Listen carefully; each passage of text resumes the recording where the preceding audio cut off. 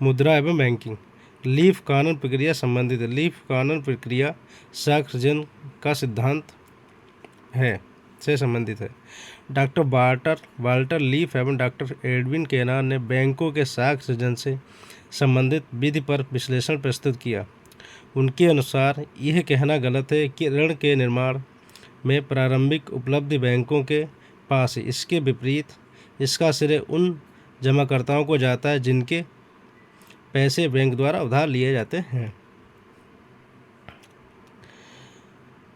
Bank केवल मुद्रा के प्रबंधक नहीं है बल्कि एक महत्वपूर्ण अर्थ में मुद्रा के निर्माता है। ये कथन किसके द्वारा दिया गया? आंसर नंबर ए सही है, R.S. शेयर्स द्वारा। बैंक केवल मुद्रा के प्रबंधक नहीं है बल्कि एक महत्वपूर्ण अर्थ में मुद्रा के निर्माता है। ये कथन R.S. शेयर्स का है। निम्न में से किस बैंक की स्थापना प्रेसिडेंसी बैंकों के लिए विलय करके की गई? Imperial bank of India. 3 presidency बैंकों तथा presidency bank of Bombay, presidency bank of Calcutta तथा प्रेसिडेंसी बैंक ऑफ मद्रास को मिलाकर जनवरी 1921 में इंपीरियल बैंक ऑफ इंडिया की स्थापना की गई, जो वर्ष 1955 में भारतीय स्टेट बैंक के रूप में स्थापित हुआ। भारतीय रिजर्व बैंक की स्थापना हुई थी। भारतीय रिजर्व बैंक की स्थापना 1935 में हुई। भारतीय रिजर्व बैंक की स्थापना reserve Bank of India Act 1934 के तहत 1 अप्रैल 1935 को हुई। यह भारत का केंद्रीय बैंक है तथा इसका मुख्यालय मुंबई में है। कुछ महत्वपूर्ण तथ्य। हिल्टन यंग आयोग पहला आयोग था जिसने केंद्रीय बैंक के रूप में रिजर्व बैंक ऑफ इंडिया नाम की संस्तुति की। जून 1948 तथा RBI ने पाकिस्तान के सेंट्रल बैंक के रूप में कार्य किया। CD देशमुख इसके तीसरे तथा प्रथम भारतीय गवर्नर थे। 1 जनवरी 1949 को RBI का राष्ट्रीयकरण कर दिया गया। रिजर्व बैंक ऑफ इंडिया अधिनियम किस वर्ष में पारित हुआ? 1934 में। ऑप्शन नंबर है। RBI का लेखा वर्ष है। RBI का लेखा वर्ष 1 अप्रैल से 31 मार्च तक है। पहले RBI का लेखा वर्ष जुलाई से जून था, जो बाद में चेंज कर दिया गया।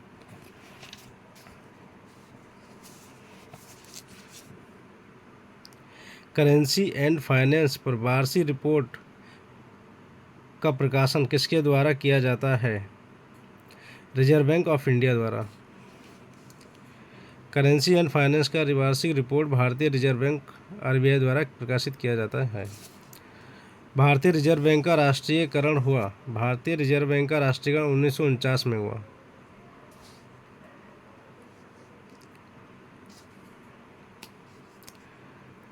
भारतीय रिजर्व बैंक की स्थापना भारतीय रिजर्व बैंक अधिनियम 1934 के प्रावधानों के अनुसार 1 अप्रैल 1935 को हुई। यद्यपि प्रारंभ में यह निजी स्वामित्व वाला था, लेकिन वर्ष 1949 में राष्ट्रीयकरण के बाद से इस पर भारत सरकार का पूर्ण स्वामित्व है।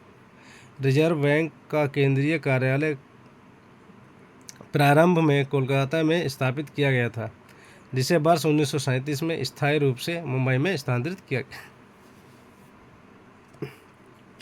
भारत के निम्नलिखित बैंकिंग संस्थानों में से सबसे पहले किसकी स्थापना हुई? RBI की। Reserve Bank of India RBI अप्रैल 1935 में 5 करोड़ रुपए की चुकता पूंजी से चालू किया गया। यह एक निजी क्षेत्रीय बैंक था। 1 जनवरी 1949 को इसका राष्ट्रीयकरण कर दिया गया। State bank of India SBI को AD गोरवाला समिति की संस्तुति पर इंपीरियल बैंक का राष्ट्रीयकरण करके 1 जुलाई 1955 को स्थापित किया गया। यह देश का सबसे बड़ा राष्ट्रीयकृत वाणिज्यिक बैंक है। क्षेत्रीय ग्रामीण बैंक RRB की स्थापना 2 अक्टूबर 1975 को की गई। कृषि तथा ग्रामीण विकास के लिए राष्ट्रीय बैंक नाबार्ड की स्थापना 12 जुलाई 1982 को शिवरमन समिति की संस्तुति पर की गई।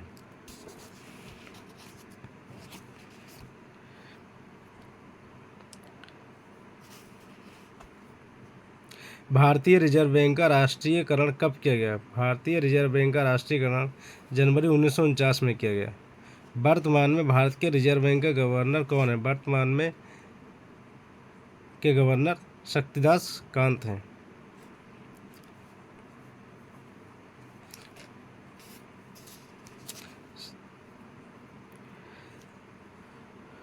प्रश्नकाल में रिजर्व बैंक के गवर्नर रघुराम राजन थे, जबकि वर्तमान में आरबीआई के गवर्नर शक्तिकांत दास दिसंबर 2018 से हैं।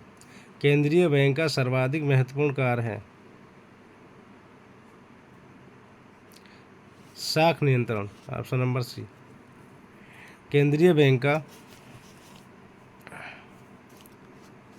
सर्वाधिक महत्वपूर्ण कार्य शाख नियंत्रण है।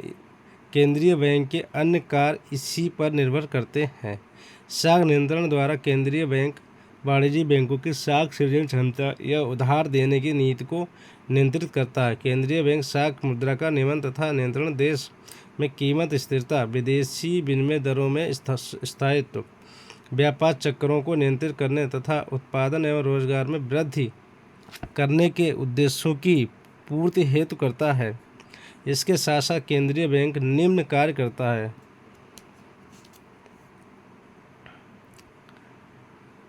पत्र मुद्रा का निर्गमन, सरकार का बैंकर, वित्तीय एजेंट तथा आर्थिक परामर्शदाता, बैंकों के लिए समाशोधन गृह का कार्य करता है तथा अंतिम ऋणदाता है। देश के स्वर्ण तथा विदेशी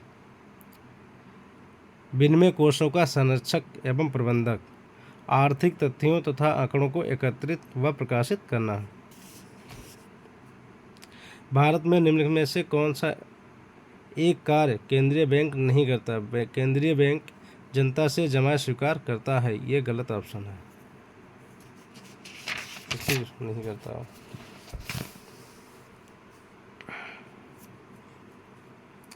केंद्रीय बैंक का किसी देश की अर्थव्यवस्था के विकास में अति महत्वपूर्ण योगदान होता है।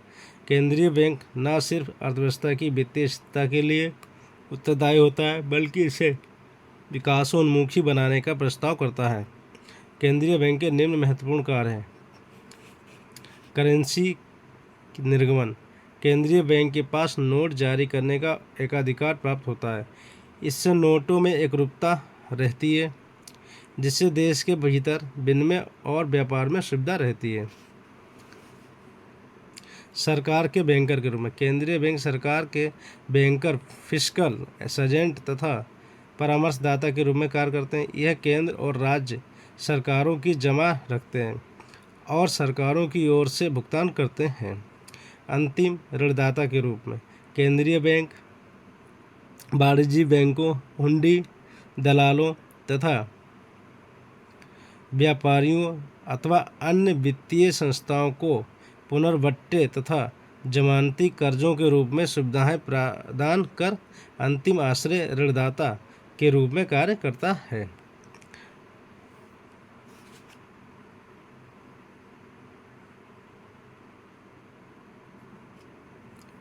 विदेशी विनिमय रिजर्व की रखवाली तथा प्रबंध, केंद्रीय बैंक विदेशी विनिमय रिजर्व रखता है और प्रबंध करता है। नंबर 5, वाणिज्यिक बैंकों के नकदी रिजर्व के रखवाले के रूप में केंद्रीय बैंक बैंकों का बैंक होता है। कानूनी रूप से वाणिज्यिक बैंक अपनी सावधि जमा एवं मांग जमा का कुछ प्रतिशत भाग केंद्रीय बैंक के पास रखते हैं।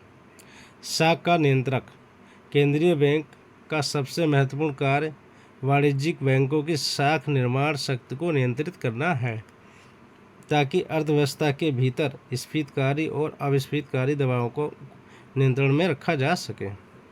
हस्तांतरण एवं निपटारा के लिए समाशोधन गृह के रूप में बैंकों के बैंकर के रूप में केंद्रीय बैंक वाणिज्यिक बैंकों के हस्तांतरण और आपसी दावों का निपटारा करता है, अतः यह बैंकों के समाशोधन गृह के रूप में जाना जाता है।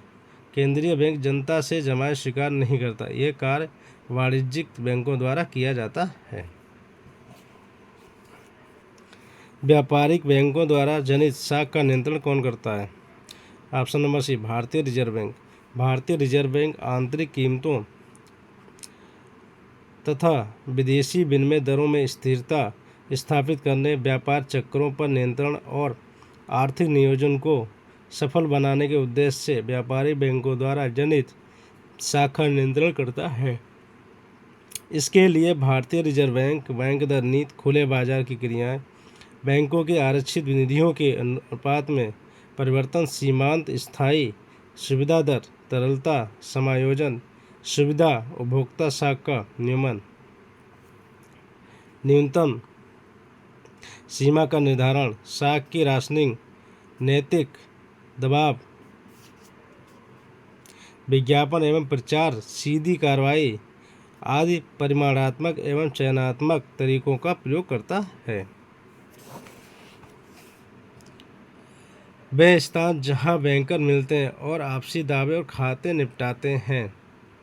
ऑप्शन नंबर बी समाशोधन गृह कहलाता है। वे स्थान जहां बैंकर मिलते हैं और आपसी दावे और खाते निपटाते हैं, समाशोधन गृह कहलाता है। यह बैंक आरबीआई अधिनियम 1934 की दूसरी अनुसूची में प्रविष्ट है। इनकी भुगतान की गई पूंजी है और समग्र आरक्षित का मान रुपये 5 लाख से कम नहीं है। ये आरबीआई को संतुष्ट करते हैं कि उनके कार्यों में जमाकर्ताओं के हित साधे जाते हैं। आंसर नंबर ए अनुसूचित बैंक। अनुसूचित बैंक आरबीआई 1934 की दूसरी अनुसूची में प्रविष्ट है। इनकी भुगतान की गई पूंजी और समग्र आरक्षित का मान रुपये 5 लाख से कम नहीं है। ये आरबीआई को संतुष्ट करते हैं कि उनके कार्यों से जमाकर्ताओं के हित साधे जाते हैं। किसी वाणिज्यिक बैंक की ऋण देय क्षमता निर्भर करती है नकद स्थिति पर। किसी वाणिज्यिक बैंक की ऋण देय क्षमता या साख निर्माण क्षमता बैंक के पास विद्यमान नकदी की स्थिति पर निर्भर करती है। बैंक के पास जितनी अधिक नकदी होगी, वे उतनी ही अधिक मात्रा में साख का निर्माण कर सकेंगे। भारत में निम्नलिखित में से किसका भाग कृषि और संबद्ध गतिविधियों में ऋण वितरण में सर्वाधिक है? ऑप्शन नंबर डी वाणिज्यिक बैंक। वाणिज्यिक बैंकों का कृषि और संबद्ध गतिविधियों में ऋण वितरण में सर्वाधिक योगदान है। 1/n नगद कोष अनुपात या 1/r है। ऑप्शन नंबर सी साख गुणक। किसी बैंक की साख सृजन क्षमता नगद आरक्षण अनुपात CRR पर निर्भर करती है। साख गुणक बराबर होता है 1/CRR। व्यावसायिक बैंक साख का निर्माण करते हैं। ऑप्शन नंबर डी अपनी नगद जमा के आधार पर। किसी बैंक की साख सृजन क्षमता नगद आरक्षण अनुपात CRR पर निर्भर करती है। यदि नगद आरक्षण अनुपात अधिक है तो बैंक द्वारा जनता को भुगतान करने हेतु नगद राशि अधिक रखनी पड़ती है और उसी के अनुसार ऋण देने के लिए कम राशि उपलब्ध होगी, इसलिए साख सृजन कम होगा। यदि नगद आरक्षण अनुपात कम है तो साख का सृजन अधिक होगा। कुल साख बराबर जमा में आरंभिक वृद्धि गुणे 1/n नगद आरक्षित अनुपात। वर्तमान भारत में मुद्रा से तात्पर्य ऑप्शन नंबर डी इनमें से सभी सिक्के व कागजी मुद्रा, मांग जमाएं, ये सभी हैं। वर्तमान भारत में भारतीय रिजर्व बैंक मुद्रा की माप के लिए 4 मौद्रिक समुच्चयों M1, M2, M3 तथा M4 का प्रयोग कर रहा है। किसी समय विशेष पर देश में परिचालन मुद्रा की मात्रा आपूर्ति के 2 मुख्य अंग हैं: केंद्रीय बैंक द्वारा जारी सिक्के व करेंसी नोट, मांग जमाएं। भारत में सिक्के, कागजी मुद्रा तथा मांग जमाएं सभी मुद्रा हैं। भारत में मुद्रा पूर्ति को मापने हेतु सामान्यतया मुद्रा पूर्ति की कितनी माप प्रचलित है? 4।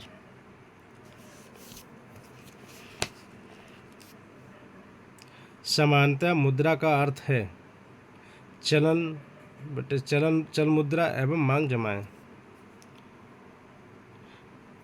क्वेश्चन नंबर 24, निम्नलिखित में से किसे मुद्रा के प्रकार कहा जाता है?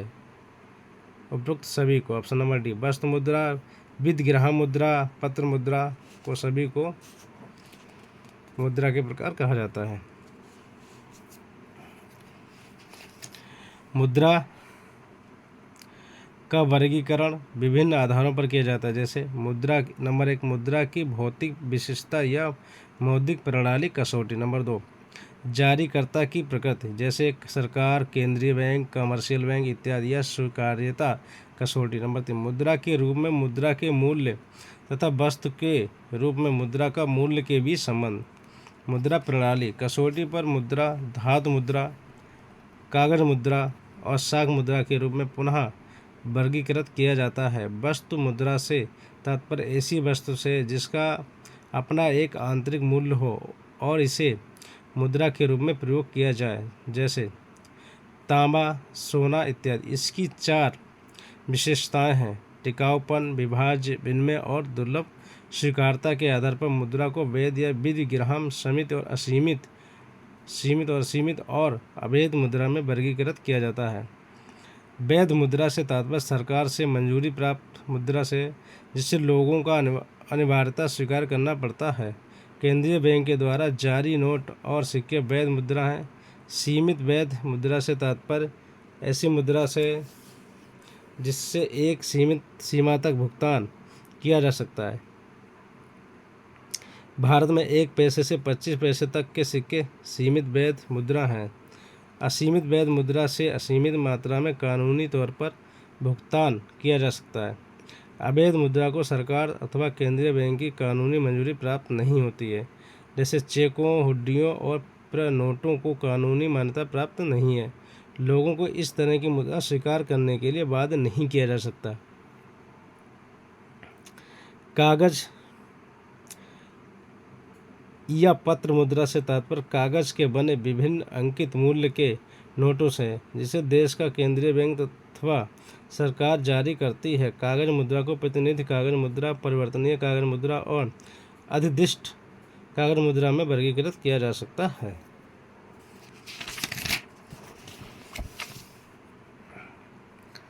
संकटकालीन मुद्रा किसे कहा जाता है? ऑप्शन नंबर बी, परिवर्तनशील पत्र मुद्रा को। मुद्रा का वर्गीकरण विभिन्न आधारों पर किया जाता है। नंबर 1, जिन वस्तुओं से मुद्रा बनाई गई है उनकी भौतिक विशेषता या मौद्रिक प्रणाली कसौटी। नंबर 2, मुद्रा को जारी करने वाले की प्रकृति, जैसे सरकार, केंद्रीय बैंक, कमर्शियल बैंक अथवा अन्य कोई स्वीकार्यता कसौटी। और नंबर 3, मुद्रा के रूप में मुद्रा के मूल्य तथा वस्तु के रूप में मुद्रा के मूल्य के बीच संबंध, जिसे केंज लेखा मुद्रा तथा यथार्थ मुद्रा कहता है। मुद्रा प्रणाली कसौटी मुद्रा का 3 प्रकार से वर्गीकरण करती है। नंबर 1, धातु मुद्रा, नंबर 2, कागज मुद्रा और नंबर 3, साख मुद्रा। नंबर 1, धातु मुद्रा, जिसे हम इंग्लिश में मेटालिक मनी कहते हैं। सोना, चांदी, निकेल, तांबा आदि जैसी किसी भी धातु से बनी मुद्रा को धातु मुद्रा कहते हैं। धातु मुद्रा का आगे मानक मुद्रा, प्रतीक मुद्रा तथा साख मुद्रा के रूप में वर्गीकरण किया गया है। मानक मुद्रा, मानक मुद्रा वह मुद्रा है जिसका मूल्य वस्तु के रूप में गैर अमौद्रिक उद्देश्यों के लिए भी उतना ही है जितनी की मुद्रा के रूप में उसका मूल्य है। इस तरह की मुद्रा सिक्कों के रूप में होती है, जिसका अंकित मूल्य उसके यथार्थ मूल्य अथवा धातु मूल्य के बराबर होता है। मानक मुद्रा को पूर्ण मूल्य मुद्रा भी कहते हैं। प्रतीक मुद्रा, प्रतीक मुद्रा वह प्रतिनिधि मुद्रा है जिसका यथार्थ मूल्य उसके अंकित मूल्य से कम होता है। भारत में जो 1 रुपये का सिक्का चल रहा था वह प्रतीक सिक्का था। यदि उसे पिघलाया जाए तो इसकी धातु 1 रुपये में नहीं बिकेगी। सहायक मुद्रा, सहायक मुद्रा का काम प्रतीक मुद्रा की सहायता करना। 5 पैसे से 25 पैसे तक के जो सिक्के भारत में चलते थे वे सभी सहायक मुद्रा थे। इस तरह के सिक्के वैध मुद्रा हैं जिनसे भारत में केवल 25 रुपये तक का भुगतान किया जा सकता है। कागज मुद्रा, कागज मुद्रा से तात्पर्य कागज के बने विभिन्न अंकित मूल्य के नोटों से, जिसे देश का केंद्रीय बैंक अथवा सरकार जारी करती है। कागज मुद्रा को प्रतिनिधि कागज मुद्रा, परिवर्तनीय कागज मुद्रा, अपरिवर्तन कागज मुद्रा और आदेश कागज मुद्रा के रूप में वर्गीकृत किया जा सकता है। प्रतिनिधि कागज मुद्रा। प्रतिनिधि कागज मुद्रा वास्तव में पूर्ण मूल्य सिक्कों अथवा उनके बराबर के स्वर्ण बुलियन की माल गोदाम रसीद है जो प्रचलन में होती है। इसे प्रतिनिधि पूर्ण मूल्य मुद्रा भी कहते हैं, क्योंकि ये सरकारी खजाने में रखे स्वर्ण सिक्कों अथवा बुलियन से पूर्णतया समर्थित होती है। परिवर्तनीय कागज मुद्रा। परिवर्तनीय कागज मुद्रा वह मुद्रा होती है जिसे मानक सिक्कों अथवा बुलियन के रूप में 100% समर्थन प्राप्त नहीं होता, परंतु कागज मुद्रा का धारक उसे मांगकर बुलियन अथवा सिक्कों में बदलवा सकता है। प्रतिनिधि और परिवर्तनीय कागज मुद्रा दोनों में इतना ही अंतर होता है कि प्रतिनिधि कागज मुद्रा को तो मान सिक्कों अथवा बुलियन का पूर्ण समर्थन प्राप्त होता है, जबकि परिवर्तनीय कागज मुद्रा को उनका पूर्ण समर्थन प्राप्त नहीं होता, परंतु दोनों ही प्रकार की कागज मुद्रा परिवर्तनीय होती है। अपरिवर्तनीय कागज मुद्रा। जिस कागज मुद्रा को मानक सिक्कों अथवा बुलियन का समर्थन प्राप्त नहीं होता है और जिसे उनमें बदलवाया नहीं जा सकता, उसे परिवर्तनीय कागज मुद्रा कहते हैं। सब देशों के केंद्रीय बैंकों द्वारा जारी किए गए नोट अपरिवर्तनीय कागज मुद्रा होती है। इसे प्रत्ययी मुद्रा भी कहते हैं। आदेश या अधिदिष्ट मुद्रा। जो कागज मुद्रा सरकार के आदेश पर प्रचलित होती है उसे आदेश मुद्रा कहते हैं। आदेश मुद्रा प्रतिनिधि अथवा प्रतीक मुद्रा है जो राज्य द्वारा निर्मित अथवा जारी की जाती है, परंतु जिसे कानून द्वारा अपने अतिरिक्त किसी अन्य वस्तु से नहीं बदला जा सकता है। वह वैध मुद्रा होती है। इसे संकटकालीन मुद्रा भी कहते हैं। भारत सरकार द्वारा जारी प्रतीक सिक्के आदेश मुद्रा हैं। वित्त मंत्रालय द्वारा जारी 1 रुपये के नोट, जिनका छापना अब बंद हो गया पर प्रचलन में है, भी आदेश मुद्रा है। केंद्र सरकार द्वारा जारी नोट असीमित विधिक निविदाएं हैं, ये कहलाती हैं अधिदिष्ट मुद्रा। केंद्र सरकार द्वारा जारी नोट असीमित विधिक निविदाएं हैं, ये अधिदिष्ट मुद्रा कहलाती हैं। नोट या सिक्के सभी अधिदिष्ट मुद्रा हैं, लेकिन सिक्का असीमित मात्रा में स्वीकार नहीं किया जा सकता, जबकि नोट को असीमित मात्रा में स्वीकार किया जा सकता है। मुद्रा का कार्य। ऑप्शन नंबर डी उपरोक्त सभी। विनिमय का माध्यम, मूल्य मापन, मूल संचय। मुद्रा के कार्यों को निम्न 3 वर्गों में विभाजित किया जाता है। नंबर 1 प्राथमिक अथवा मुख्य कार्य, विनिमय का माध्यम, मूल्य का मापन, लेखा की इकाई। नंबर 2 गौण कार्य, स्थगित या भावी भुगतान का आधार, मूल्य का संचय, मूल्य का हस्तांतरण। नंबर 3 आकस्मिक कार्य, साख का आधार, सामाजिक आय का वितरण, सीमांत उपयोगिता का समानीकरण, पूंजी तथा संपत्तियों को एकरूपता प्रदान करना। क्वेश्चन नंबर 28 मुद्रा के स्थैतिक कार्य के संदर्भ में निम्न से कौन सही है? Option number C 1, 2, 4। मूल्य का मापक, मूल्य का संचय, विनिमय का माध्यम। निम्न में से मुद्रा का प्राथमिक कार्य कौन सा है? ऑप्शन नंबर डी मूल्य का मापक। निम्नलिखित में से कौन सा मुद्रा का महत्वपूर्ण कार्य नहीं है? ऑप्शन नंबर सी यह बैंकिंग क्रियाओं का आधार है। मुद्रा अपना कार्य ठीक प्रकार से करती है यदि इसमें ऑप्शन नंबर डी सही है, जिसमें बी और सी दोनों दिशाओं में है। इसमें सर्वमान्यता हो, इसका मूल्य सापेक्षिक रूप से स्थिर हो। कोई भी मुद्रा ठीक प्रकार से कार्य तभी करती है जब इसका मूल्य सापेक्षिक रूप से स्थिर हो एवं इसमें सर्वमान्यता हो। सर्वमान्यता मुद्रा का आवश्यक गुण है, जिसका अर्थ सभी लोगों द्वारा मुद्रा को धारण करने से है। सभी करेंसी नोट 1 रुपये के नोट को छोड़कर जारी किए जाते हैं इसके द्वारा, भारतीय रिजर्व बैंक द्वारा। रिजर्व बैंक ऑफ इंडिया को करेंसी नोट छापने का एकाधिकार प्राप्त है। 1 रुपये के नोट सिक्के तथा छोटे सिक्कों का निर्गमन वित्त मंत्रालय, भारत सरकार द्वारा होता है। 1 रुपये के नोट को छोड़कर सभी मूल्यों की पत्र मुद्राओं 2 रुपये से लेकर 2000 रुपये तक के नोट का निर्गमन रिजर्व बैंक करता है। इसके साथ साथ 1 रुपये के नोट तथा सभी सिक्के चलन में रिजर्व बैंक द्वारा डाले जाते हैं। केंद्रीय बैंक के द्वारा परिभाषित मुद्रा की पूर्ति के अंतर्गत बृहद मुद्रा, ब्रॉड मनी है M4। वर्ष 1967-68 तक मुद्रा पूर्ति का केवल एक ही माप M प्रदर्शित करता था, M = C+DD+OD, जो बाद में M1 के रूप में व्यक्त हुआ। वर्ष 1967-68 के बाद RBI ने व्यापक मुद्रा की धारणा M3 स्वीकार की। M = C+DD+OD, M2 = M1 + post office की बचत बैंक जमाएं, M3 = M1 + बैंकों तथा सरकारी बैंकों की समय जमाएं, M4 = M3 + पोस्ट ऑफिस की कुल जमाएं। मुद्रा M1 मुद्रा की पूर्ति सबसे तरल माप तथा M4 सबसे अतरल माप होती है। M1 से M4 की तरफ जाने पर तरलता में कमी आती है। M3 को व्यापक मुद्रा तथा M1 को संकीर्ण मुद्रा कहते हैं। मुद्रा की पूर्ति का विस्तृत मापा जाता है। Option number C, M3।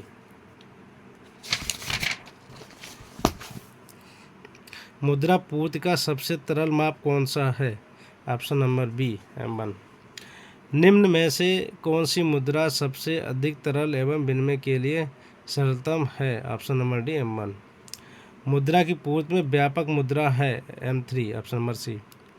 निम्नलिखित में से मुद्रा आपूर्ति की सर्वाधिक तरल माप क्या है? Option number A, M1। निम्नलिखित में से किस मुद्रा पूर्ति प्रत्यय को भारत में विस्तृत मुद्रा कहा जाता है? ऑप्शन नंबर C, M3 को। व्यापक मुद्रा की माप किसके द्वारा होती है? ऑप्शन नंबर C, M3 द्वारा।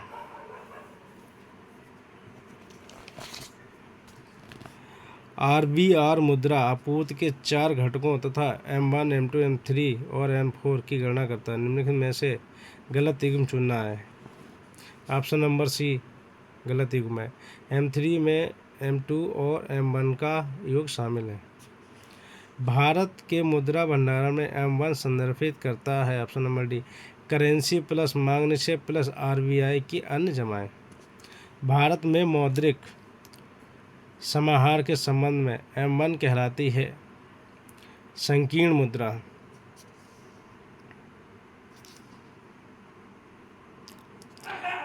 भारत में मुद्रा गुणक द्योतक है M3 और M0 के अनुपात का। मुद्रा गुणक प्रारक्षित मुद्रा RM में वृद्धि तथा मुद्रा की पूर्ति M3 में वृद्धि के बीच संबंध प्रदर्शित करता है। मुद्रा गुणक बराबर M3/M0 या M3/RM। एक हॉट मनी या रिफ्यूजी पूंजी वह पूंजी है जो इसमें से कोई नहीं। इसकी व्याख्या देखिए। हॉट मनी या रिफ्यूजी वह पूंजी या मुद्रा होती है जिसमें शीघ्र पलायन करने की प्रवृत्ति होती है। जिस स्थान पर अधिक लाभ मिलने की संभावना होती है वह पलायन कर जाती है, जैसे अमेरिकी डॉलर। इनमें से कौन सी डिजिटल करेंसी है? Option number B, Z cash. Z cash एक डिजिटल करेंसी, क्रिप्टो करेंसी है। RBI ने 1 अप्रैल 2012 से प्रभावित चेक और बैंक ड्राफ्ट की वैधता अवधि को संशोधित किया है। नई वैधता अवधि है 3 माह। RBI ने 1 अप्रैल 2012 से चेक और बैंक ड्राफ्ट ने पे ऑर्डर की वैधता अवधि को 6 माह से घटाकर 3 माह कर दिया।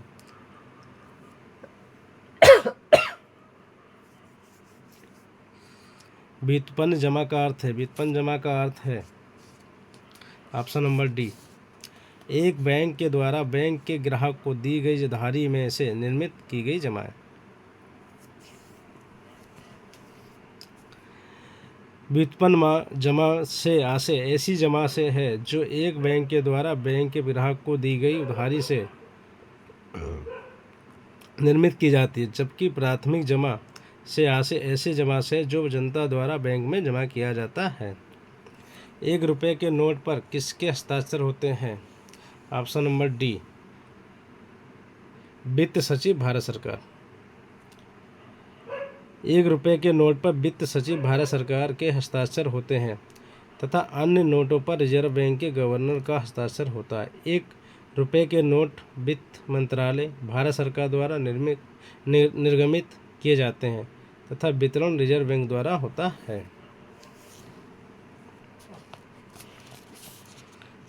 Question number 50। कोई चेक किस प्रकार की जमाओं के विरुद्ध निर्मित किया जाता है? ऑप्शन नंबर सी, मांग जमा। चेक बैंक में रुपया जमा करने वाले व्यक्ति का अपने बैंक के लिए एक लिखित आदेश होता है, जिसमें चेक लिखने वाला आहर्ता बैंक को आदेश देता है कि चेक में दिखाई गई रकम को उसमें उल्लिखित व्यक्ति अदाता को मांगने पर प्रदान करे। चेक मांग जमाओं के विरुद्ध निर्गमित किया जाता है।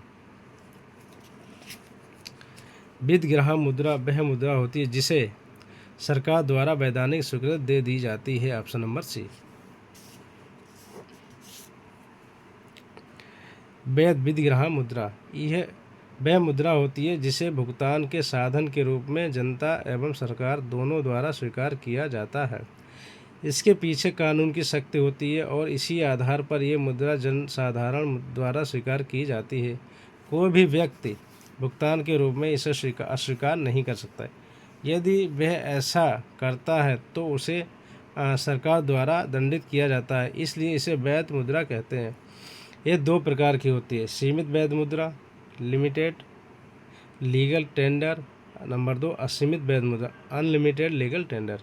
सीमित वैध मुद्रा वह मुद्रा है जिसको किसी एक निश्चित सीमा के ऊपर स्वीकार करने के लिए किसी व्यक्ति को विवश नहीं किया जा सकता, जबकि असीमित वैध मुद्रा वह मुद्रा है जिसे कोई भी व्यक्ति किसी भी सीमा तक एक ही बार में भुगतान में स्वीकार करने से इनकार नहीं कर सकता है। अर्थात यह मुद्रा असीमित मात्रा में जनता द्वारा स्वीकार की जाती है। यदि कोई व्यक्ति असीमित मात्रा में इसे स्वीकार करने से इनकार करता है तो सरकार उसके विरुद्ध कानूनी कार्रवाई कर उसे दंडित कर सकती है। मुद्रा एवं प्रचलन मुद्रा में क्या अंतर है? ऑप्शन नंबर सी, सभी प्रचलन मुद्रा मुद्रा हैं किंतु सभी मुद्रा प्रचलन मुद्रा नहीं है।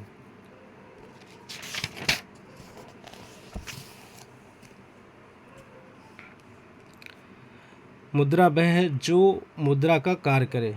क्राउथर, सर्वग्राहमदाता, तरलता एवं वैधानिक दर्जा प्राप्त धातु या पत्र मुद्रा जो सामान्य प्रचलन में है वो मुद्रा है। उदाहरण भारतीय रुपया, अमेरिकी डॉलर इत्यादि। विधिक दर्जा प्राप्त होने के बावजूद जिसमें सर्वग्राहमदाता व तरलता का अभाव हो वह मुद्रा तो है किंतु प्रचलित मुद्रा नहीं है। उदाहरण सरकारी प्रतिभूत शेयर, बॉन्ड, आभासी मुद्रा, क्रिप्टो करेंसी इत्यादि। साख एवं विनियोग नियंत्रण हेतु केंद्रीय बैंक को करनी चाहिए।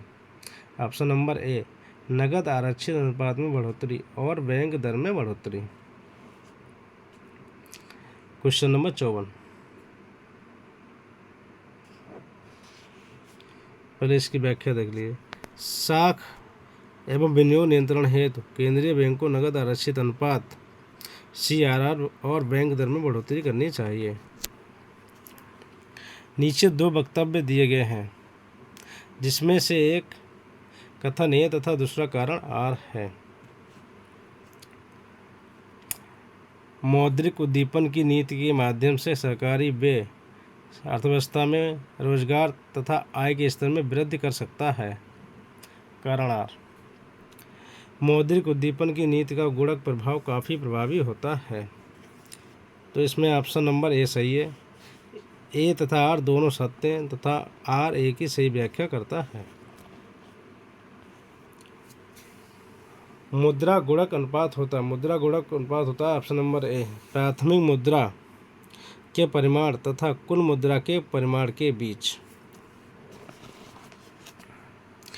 अर्थव्यवस्था में मुद्रा की पूर्ति M3 प्रारक्षित मुद्रा RM की कई गुना होते हैं। प्रारक्षित मुद्रा RM की वृद्धि के कारण मुद्रा की पूर्ति M3 में जितने गुना वृद्धि होगी उसे हम मुद्रा गुणक कहेंगे। इस प्रकार मुद्रा गुणक प्रारक्षित मुद्रा RM या उच्च शक्ति मुद्रा H में वृद्धि तथा मुद्रा पूर्ति M3 में वृद्धि के बीच संबंध प्रदर्शित करता है।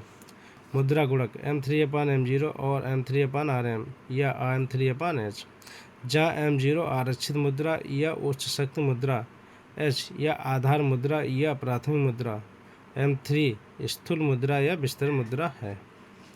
एक अर्थव्यवस्था में मौद्रीकरण को मापने के लिए निम्नलिखित में से किस मापक का प्रयोग किया जाता है? Option number C, M1/GDP। एक अर्थव्यवस्था के मौद्रीकरण को मापने के लिए GDP के अनुपात के रूप में M1 की मात्रा का प्रयोग किया जाता है, अर्थात मौद्रीकरण M1/GDP × 100। अर्थव्यवस्था की मौद्रिक गहनता को औसत M3 के GDP के साथ अनुपात के रूप में व्यक्त किया जाता है, अर्थात मौद्रिक गहनता M3/GDP × 100।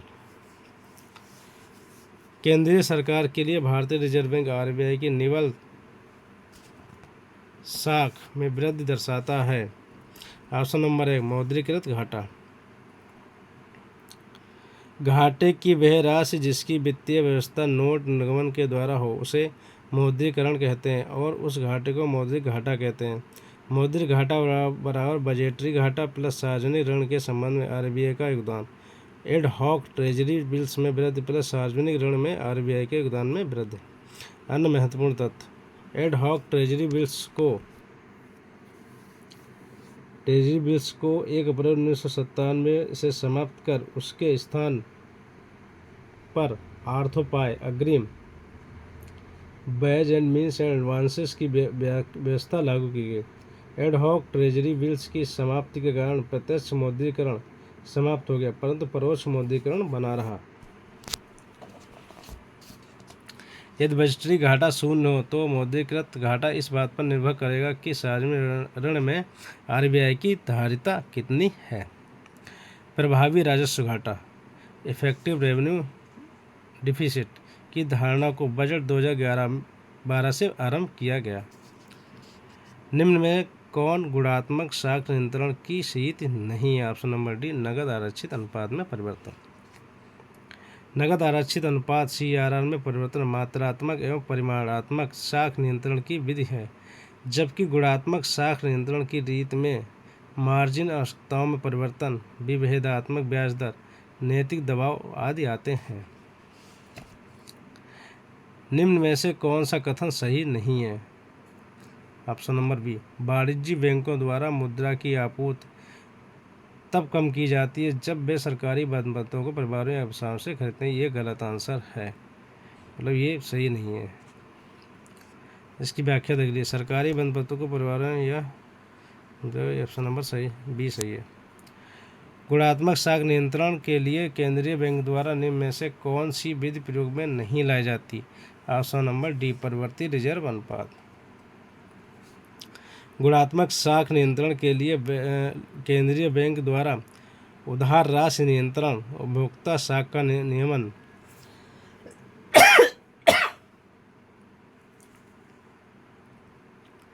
सुरक्षित ऋणों पर मार्जिन के प्रावधान में परिवर्तन, नैतिक दबाव, साख स्वीकृतिकरण योजना विधि प्रयोग में लाई जाती है, जबकि मात्रात्मक विधि के अंतर्गत बैंक दर, नगद आरक्षित अनुपात CRR, वैधानिक तरलता अनुपात SLR, परिवर्ती रिजर्व अनुपात VRR, सीमांत स्थायी सुविधा दर, खुली बाजार की क्रियाएं आती हैं।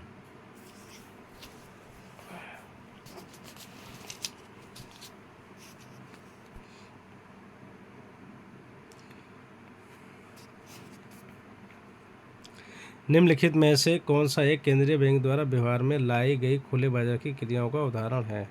ऑप्शन नंबर बी, व्यापारिक बैंकों तथा अन्य वित्तीय संस्थानों को सरकारी प्रतिभूतियों की बिक्री। खुले बाजार की क्रियाएं निम्न में से किस नीति का अंश है? ऑप्शन नंबर बी, साख नीति की। खुले बाजार की क्रियाएं केंद्रीय बैंक की साख नीति का एक अंग है। यह मात्रात्मक साख नियंत्रण का एक तरीका है। जब केंद्रीय बैंक खुले बाजार की प्रतिभूतियों का क्रय विक्रय करता है तो इसे खुले बाजार की क्रिया कहते हैं। खुले बाजार की क्रिया आयात तथा निर्यात की आंतरिक कीमत स्तर पर पड़ने वाले प्रभाव को दूर करने, बड़े पैमाने पर विदेशी पूंजी के निर्यात पर रोक लगाने, जब किसी कारणवश लोगों में अविश्वास उत्पन्न हो जाता है तो वे अपने निक्षेप निकालने के लिए दौड़ पड़ते हैं। बैंकों पर इस दौड़ को रोकने के लिए मुद्रा बाजार में मुद्रा की कमी को दूर करने, बैंक दर को सफल बनाने के उद्देश्य से प्रयोग की जाती है। खुले बाजार की क्रिया इंगित करते खुले बाजार की क्रिया ऑप्शन नंबर सी सही है। आरबीआई द्वारा सरकारी प्रतिभूतियों की खरीद एवं बिक्री। खुले बाजार की क्रियाएं का तात्पर्य आरबीआई द्वारा सरकारी प्रतिभूतियों की खरीद पर बिक्री से है, जिसका उद्देश्य बैंकिंग प्रणाली में धन की मात्रा के विस्तार एवं संकुचन का नियमन है। प्रतिभूतियों की खरीद बैंकिंग प्रणाली में धन को अंतःक्षेपित करती है, जबकि इसके विपरीत प्रतिभूतियों की बिक्री अर्थव्यवस्था के संकुचन के लिए उत्तरदायी है।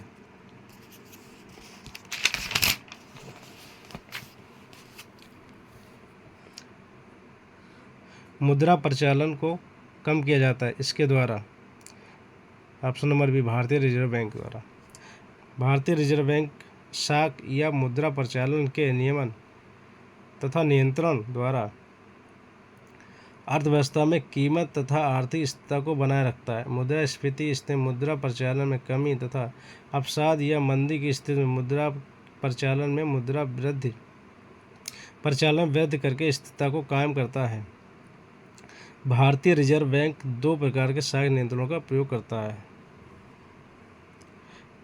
परिमाणात्मक तरीके, चयनात्मक या गुणात्मक तरीके। परिमाणात्मक तरीके: बैंक दर, सीमांत स्थायी सुविधा दर, खुली बाजार की क्रियाएं, तरलता समायोजन सुविधा, LAF रेपो एवं रिवर्स रेपो दर, परिवर्तनीय कोष अनुपात VRR, SLR एंड CRR। चयनात्मक गुणात्मक तरीके: न्यूनतम मार्जिन का निर्धारण, नैतिक दबाव, साख मापदंड का निर्धारण, साख स्वीकृतिकरण योजना, प्रत्यक्ष कार्यवादी। 65 निम्नलिखित में से कौन सी साख नियंत्रण की विधि नहीं है? ऑप्शन नंबर सी साख जमा अनुपात। साख नियंत्रण की निम्नलिखित विधियों में से कौन सी विधि परिमाणात्मक नियंत्रण में शामिल नहीं है? साख की राशनिंग। साख नियंत्रण की परिमाणात्मक विधियों में खुले बाजार की क्रियाएं, तरल कोष अनुपात का निर्धारण और बैंक दर की नीति शामिल है, जबकि साख की राशनिंग साख नियंत्रण की गुणात्मक विधि के अंतर्गत आती है। खुले बाजार की कार्रवाई का प्रयोग प्रमुख रूप से किया जाता है। ऑप्शन नंबर बी एक मौद्रिक युक्त के रूप में, जो कि प्रचलन में मुद्रा की मात्रा तथा व्यापारी बैंकों के नकद कोष को नियंत्रित करता है।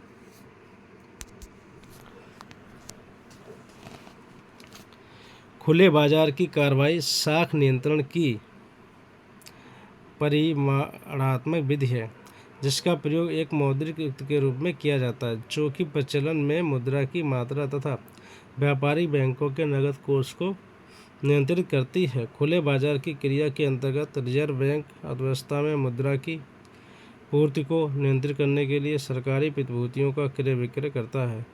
खुले बाजार की क्रिया साख नियंत्रण हेतु सर्वाधिक लचीली विधि मानी जाती हैं।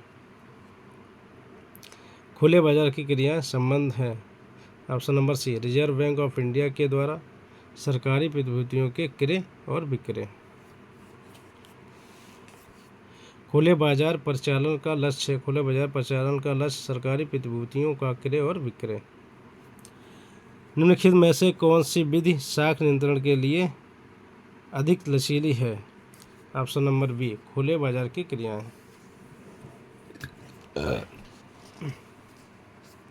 जोखिम पूंजी निधि के संबंध में कथन पर विचार करें। ऑप्शन नंबर एक और दो नवोन्मेषी उद्यमिता को बढ़ावा देने के लिए एक समर्पित पूंजी राशि है। यह सार्वजनिक या निजी हक वाला हो सकता है। जोखिम पूंजी नीति के संबंध कथन एक एवं दोनों सत्य हैं। भारत में निम्न में से किस मियाद के ट्रेजरी बिल प्रचलन में नहीं हैं? 273 दिन। ट्रेजरी बिल्स अल्पावधि की सर्वाधिक तरल प्रतिभूतियाँ होती हैं। इसका निर्गमन सरकार के लिए भारतीय रिजर्व बैंक RBI द्वारा किया जाता है। भारतीय रिजर्व बैंक 91 दिन, 182 दिन तथा 364 दिन ट्रेजरी बिल्स का निर्गमन करती है। भारत में 273 दिन मियाद के ट्रेजरी बिल्स प्रचलन में नहीं हैं। रिजर्व बैंक द्वारा अपनाया गया सबसे प्रभावी साख नियंत्रण का उपाय है ऑप्शन नंबर 1 नकदी भंडार। प्रश्नकाल हेतु ए सत्य था, परंतु वर्तमान विकल्प सी सत्य है। खुले बाजार की क्रिया। किसी वाणिज्यिक बैंक में कुल जमा राशि का वह प्रतिशत भाग जिसे रिजर्व बैंक के पास अनिवार्य रूप से जमा करना पड़ता है नकद आरक्षित अनुपात CRR कहा जाता है। इसकी दर जितनी ऊंची होती है बैंकों की साख क्षमता उतनी ही कम होती है। कुल निक्षेप का वह भाग जो वाणिज्यिक बैंक द्वारा केंद्रीय बैंक के पास नकद कोष के रूप में रखा जाता है कहलाता है नकद कोष अनुपात। बैंक दर से अभिप्राय है। बैंक दर से अभिप्राय ऑप्शन नंबर डी। केंद्रीय बैंक द्वारा बैंकों को दिए गए ऋणों पर ली जाने वाली ब्याज की दर से। Reserve Bank of India RBI act के अनुसार बैंक दर वह दर है जिस पर reserve bank bill of exchange या अन्य व्यापारिक प्रपत्रों को जिन्हें एक्ट के अंतर्गत क्रय योग्य ठहराया गया है क्रय करने या पुनर्बट्टा करने के लिए तैयार होता है। भारतीय रिजर्व बैंक की मौद्रिक नीति है। भारतीय रिजर्व बैंक की मौद्रिक नीति नियंत्रित मुद्रा विस्तार है। भारत जैसी अर्थव्यवस्था में जहां आयोजित आर्थिक विकास की नीति अपनाई गई है विनियोग की बढ़ती हुई मांग को पूरा करने के लिए जिससे आर्थिक विकास को त्वरित किया जा सके, साख एवं मुद्रा आपूर्ति का अत्यधिक विस्तार किया जाता रहा है जिसने स्फीतकारी प्रवृत्तियों को उत्पन्न कर दिया। अतः भारतीय रिजर्व बैंक कीमत स्थिरता तथा वित्तीय स्थिरता के लिए नियंत्रित मुद्रा विस्तार की नीति अपनाता रहा है। निम्नलिखित में से कौन सा उद्देश्य मौद्रिक नीति से संबंधित नहीं है? ऑप्शन नंबर डी सरकार के लिए वित्तीय साधन जुटाना। केंद्रीय बैंक के द्वारा अपनाई गई नीति मौद्रिक नीतियां साख नियंत्रण नीति कहलाती हैं। इसके अंतर्गत केंद्रीय बैंक द्वारा अपनाए गए वह समस्त उपाय शामिल होते हैं जिससे वह मुद्रा प्रसार पर नियंत्रण कर अर्थव्यवस्था को आंतरिक स्थायित्व व वाहन संतुलन भुगतान संतुलन की ओर ले जाने में महत्वपूर्ण भूमिका का निर्वाह करती है। केंद्रीय बैंक मौद्रिक नीति के माध्यम से कीमत स्थायित्व, विदेशी विनिमय स्थायित्व, पूर्ण रोजगार एवं तीव्र आर्थिक विकास जैसे उद्देश्यों हेतु मुद्रा की पूर्ति में वृद्धि अथवा कमी की जाती है। भारत के संदर्भ में मौद्रिक नीति का मुख्य उद्देश्य आधारभूत रूप से संगत कीमत स्थायित्व के साथ आर्थिक विकास की गति को तीव्रता प्रदान करना है।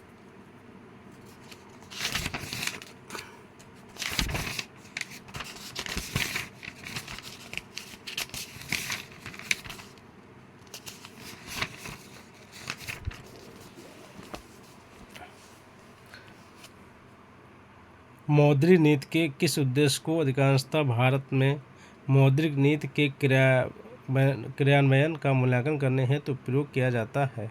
ऑप्शन नंबर ए मूल्य स्थिरता।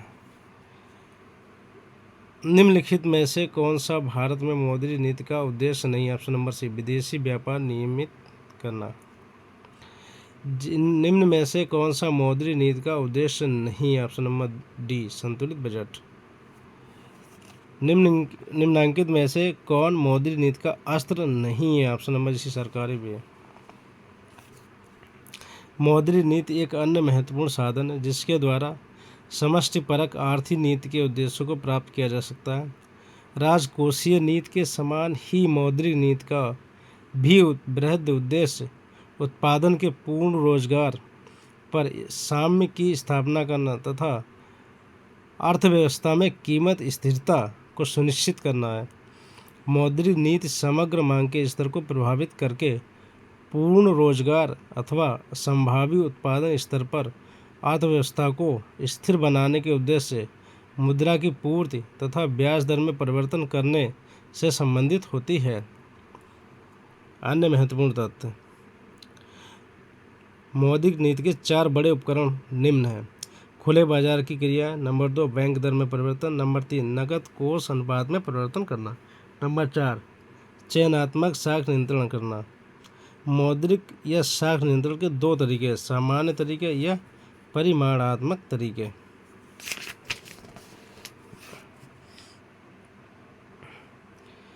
ऑप्शन नंबर ए बैंक दर, number B option number B सीमांत या स्थायी सुविधा दर। खुली बाजार की क्रिया, रेपो तथा रिवर्स रेपो, एलएफ अल्पकालीन परिवर्तनीय कोष अनुपात वीआरआर के 2 पार्ट है, नगद कोष अनुपात, वैधानिक तरलता अनुपात। नंबर बी चयनात्मक या गुणात्मक तरीके।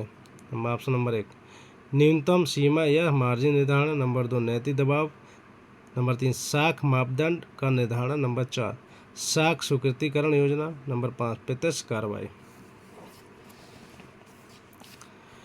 निम्नलिखित में से कौन सा उपाय मौद्रिक नीति का अंग नहीं है? ऑप्शन नंबर डी सरकार द्वारा सार्वजनिक ऋण की वापसी। निम्न में से कौन सा मौद्रिक नीति का उपकरण है? Option number B repo rate में परिवर्तन। निम्न में से कौन सा कथन सही नहीं है? ऑप्शन नंबर सी डी यदि आईएस फलन अधिक लोचदार तथा एलएम फलन कम लोचदार है तब राजकोषीय नीति अधिक प्रभावी होती है। यदि आईएस फलन अधिक लोचदार तथा एलएम फलन कम लोचदार तब मौद्रिक नीति अधिक प्रभावी होती है। यहाँ आईएस का पूर्ण रूप होता है इन्वेस्टमेंट सेविंग तथा एलएम का पूर्ण रूप होता है लिक्विडिटी प्रेफरेंस मनी सप्लाई।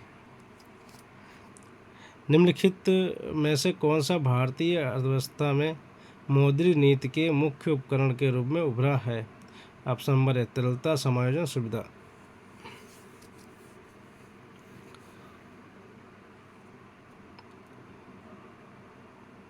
भारतीय रिजर्व बैंक भारतीय अर्थव्यवस्था में मौद्रिक नीति के मुख्य उपकरण के रूप में तरलता समायोजन सुविधा का उपयोग साख नियंत्रण के रूप में करता है। 11 अगस्त 2012 से प्रभावी वैधानिक तरलता अनुपात SLR है। ऑप्शन नंबर सी 23%। 11 अगस्त 2012 को वैधानिक तरलता अनुपात SLR 23% था। व्यापारिक बैंकों को अपने पास अपनी जमा का एक निश्चित मात्रा CRR के अंतर्गत रखे गए नकद के अतिरिक्त नकद सोना, विदेशी मुद्रा या स्वीकृत प्रतिभूतियों में रखना अनिवार्य है। इसकी दर जितनी ऊंची होती है बैंकों की साख सृजन क्षमता उतनी ही कम होती है। वर्तमान 18 नवंबर 2020 में SLR 18% है।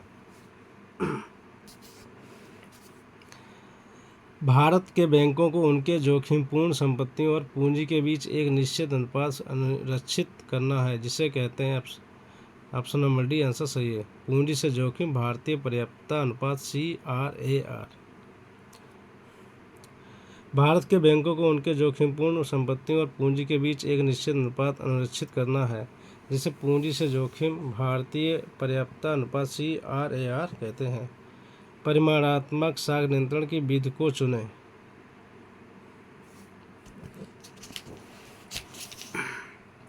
भारत अर्थव्यवस्था में कीमत तथा आर्थिक स्थिरता को बनाए रखने के लिए भारतीय रिजर्व बैंक 2 प्रकार के साख नियंत्रणों का उपयोग करता है। साख नियंत्रण के तरीके, परिमाणात्मक तरीके, नंबर 2 चयनात्मक तरीके। परिमाणात्मक तरीके क्या है? बैंक दर, सीमांत, स्थायी सुविधा दर, खुली बाजार की क्रिया, तरलता समायोजन सुविधा, रेपो एवं रिवर्स रेपो दर, परिवर्तनीय कोष अनुपात। चयनात्मक गुणात्मक तरीके, न्यूनतम मार्जिन निर्धारण, नैतिक दबाव, साख मापदंड का निर्धारण, साख स्वीकृतिकरण योजना, प्रत्यक्ष कार्रवाई। परिमाणात्मक साख नियंत्रण का एक उपाय है ऑप्शन नंबर बी बैंक दर। परिमाणात्मक साख नियंत्रण का एक उपाय है ऑप्शन नंबर डी बैंक दर। निम्नलिखित में से कौन गुणात्मक साख नियंत्रण की विधि नहीं है? ऑप्शन नंबर डी, खुले बाजार की क्रियाएं। एच मुद्रा कहलाती है? ऑप्शन नंबर सी, रिजर्व मुद्रा व आधार मुद्रा दोनों। एच मुद्रा या उच्च शक्ति मुद्रा रिजर्व मुद्रा व आधार मुद्रा दोनों कहलाती है।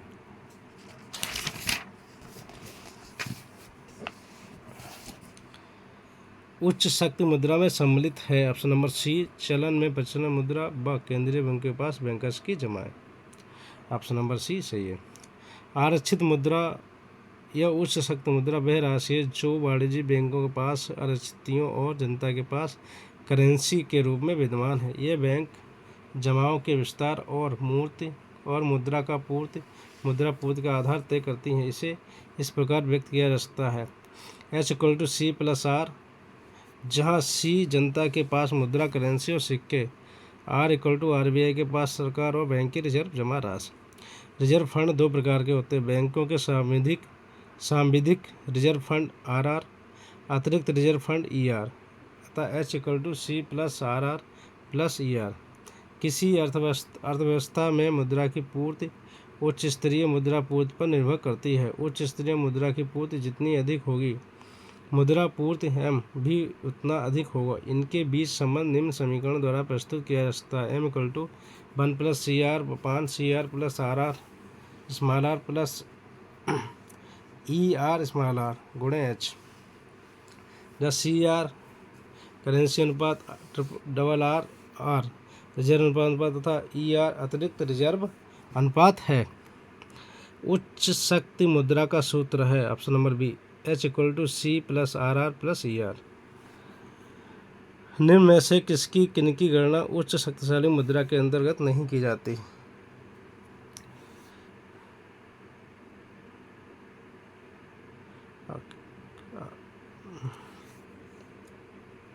केवल एक, मांग जमा। आंसर नंबर ए, केवल एक, मांग जमा। उच्च शक्ति मुद्रा अथवा शक्तिशाली मुद्रा वह मुद्रा जिसे सरकार तथा रिजर्व बैंक द्वारा जारी किया जाता है। इस करेंसी का कुछ भाग जनता द्वारा रखा जाता है तथा शेष भाग रिजर्व बैंक के द्वारा कोषों के रूप में अपने पास रखा जाता है।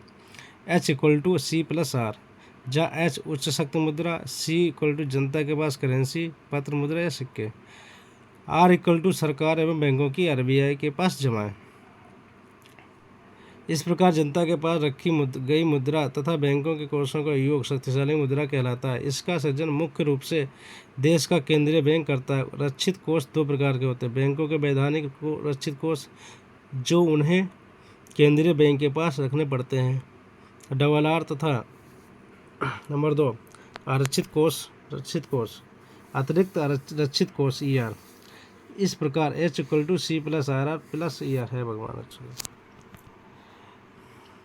उच्च शक्ति मुद्रा को रक्षित मुद्रा RM भी कहा जाता है, क्योंकि बैंक अपने पास सुरक्षित कोष RR रखते हैं और इन्हीं के आधार पर मांग जमा DD का निर्माण किया जाता है। अब चूंकि साख के निर्माण की गुणक प्रक्रिया का आधार सुरक्षित कोष R हुआ करता है और R की प्राप्ति उच्च शक्ति मुद्रा H के एक भाग के रूप में होती है, इसलिए उच्च शक्ति मुद्रा H को आधार मुद्रा यानी बेस मनी भी कहा जाता है। उच्च शक्ति मुद्रा के संघटक, जैसा कि पहले भी स्पष्ट किया जा चुका है, उच्च शक्ति मुद्रा को निर्धारित करने वाले महत्वपूर्ण घटक निम्नलिखित हैं। जनता के पास करेंसी, रिजर्व बैंक के पास अन्य जमाएं, बैंकों के पास नकदी, रिजर्व बैंक के पास बैंकों की जमा राशियाँ। उच्च शक्ति मुद्रा एच के अंतर्गत जनता के पास की करेंसी, वाणिज्यिक बैंकों के आवश्यक संचय RR तथा अतिरिक्त संचय ER शामिल रहते हैं। इसलिए H=C+RR+ER या उच्च शक्ति मुद्रा H=CR+RR+ER बटे 1+CR गुणे M। नंबर 1 भारतीय रिजर्व बैंक के दावे। नंबर 2 रिजर्व बैंक की शुद्ध विदेशी मुद्रा परिसंपत्तियाँ।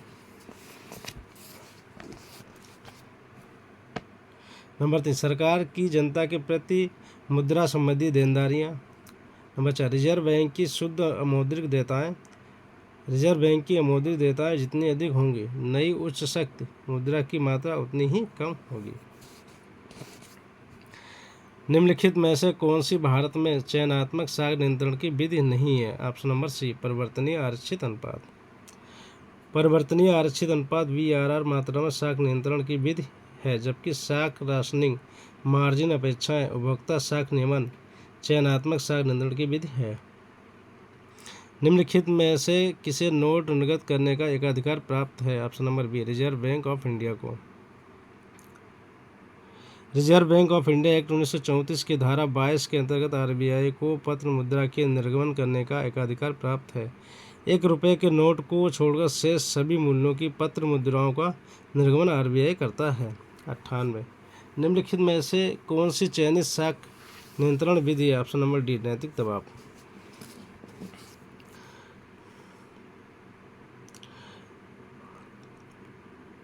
नैतिक दबाव चयनात्मक साख नियंत्रण की विधि है तथा बैंक दर, खुले बाजार की क्रियाएं और नकद आरक्षित अनुपात CRR परिमाणात्मक साख नियंत्रण की विधि है।